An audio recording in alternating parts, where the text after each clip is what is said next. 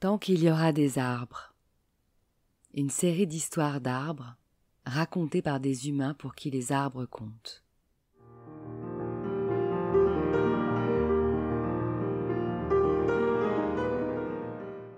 Un patchwork de voyages en enfance ou dans le monde qui justifie qu'au-delà de leurs bienfaits naturels scientifiquement prouvés, les arbres sont nos complices de vie et doivent rester les témoins de nos existences.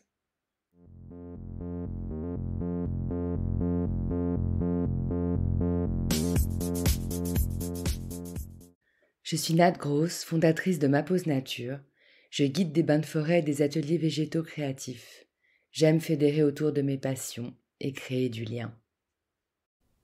D'une petite graine plantée, un terreau s'est formé et naturellement un réseau racinaire a vu le jour. Un arbre de parole et d'écoute est né et pour nourrir mon arbre, j'ai récolté des vocaux, encore et encore.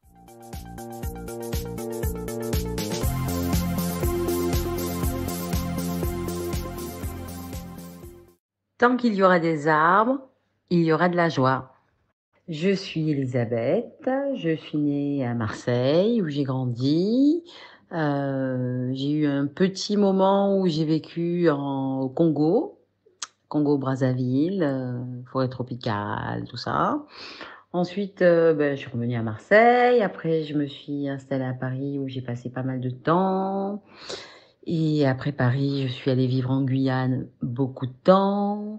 Et je suis rentrée en métropole il y a 4 ans, à Arles, où je me suis établie. Et donc, ma profession, c'est graphiste. Et je fais depuis quelques années maintenant chef. Et voilà, donc je cuisine beaucoup, notamment en saison, pour des événements, pour des tournages de films, pour des shootings photos. Et là, depuis peu, je suis chef dans un super endroit que j'adore, qui s'appelle le Motel des Cabanettes, en pleine Camargue. Babette et moi, on est amis intimes depuis plus de 20 ans. Du catalogue Mandarine à Duck au magazine Inner, des soirées open house à l'Élysée-Montmartre au Club Med d'Oyo, notre vie a été jalonnée de fêtes. À Marseille, on la surnomme d'ailleurs Babette Night. Et de rire, comme encore récemment, lors de sa séance de relooking annuelle par mes soins. Notre point commun, je crois, nos âmes d'enfants spontanées restaient intactes, une certaine liberté d'esprit, tout en étant bien différentes, mais avec une confiance en l'autre indéfectible. Une femme généreuse à la joie de vivre, communicative, une mère courage exemplaire que j'admire énormément et dont je suis hyper fière, car elle est aussi talentueuse comme graphiste que chef, une queen de la soul food de saison. Elle te fait du beau, du bien, du bon, avec ce que la nature lui inspire. Et avec ses multiples vies, j'étais curieuse du témoignage qu'elle allait me livrer. Mon lien aux arbres, à la nature, il est assez particulier parce que mon arbre à moi, c'était le platane. Le platane de ma cour d'école qui était dans une cité de Marseille, une cité la pire des pires. Voilà, donc mon lien avec la nature, c'était cet arbre qui trônait en plein milieu de la cour.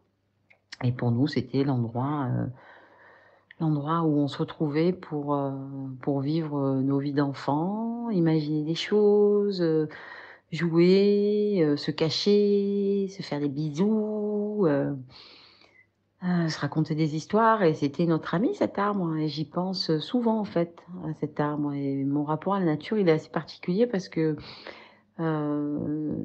j'avais très peur de la nature, ayant grandi dans une cité d'HLM. Donc ce sont des arbres avec du béton planté en pleine terre.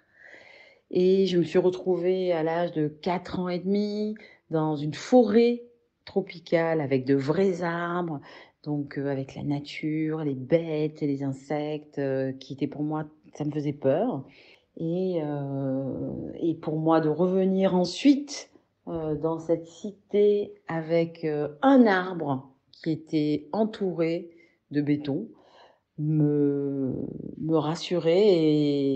Et j'ai trouvé dans cet arbre, en fait, le fait de se retrouver dans la nature et dans quelque chose de construit, de civilisé, pour moi, ça me parlait beaucoup.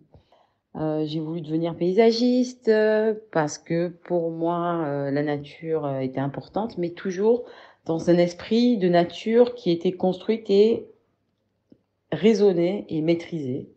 Et finalement, je l'ai pas fait et je me suis retrouvée encore une fois dans une forêt équatoriale, presque tropicale, en Guyane. Voilà.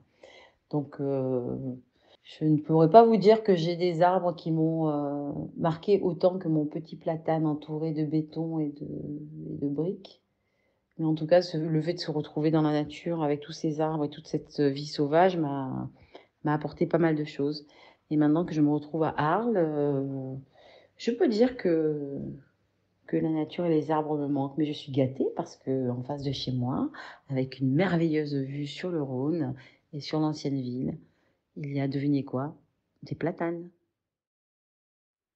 Merci Babette de nous montrer ici combien un arbre dans la ville, le green in the grey comme je l'appelle, a une importance capitale, surtout pour un enfant. En consultation Sylvo, on recommande aux gens de regarder les arbres des racines à la cime. Ça permet de prendre de la hauteur, de comparer les nuances des verts des feuilles, de toucher leur tronc, même dans un square.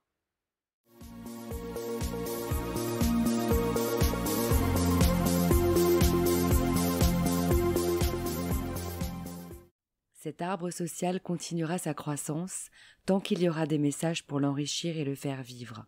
Vous êtes son eau et son soleil, alors merci de l'aider à grandir en likant et partageant ce projet, car tant qu'il y aura des arbres, il y aura le passé, le présent et l'avenir. Take a breath of deep fresh air.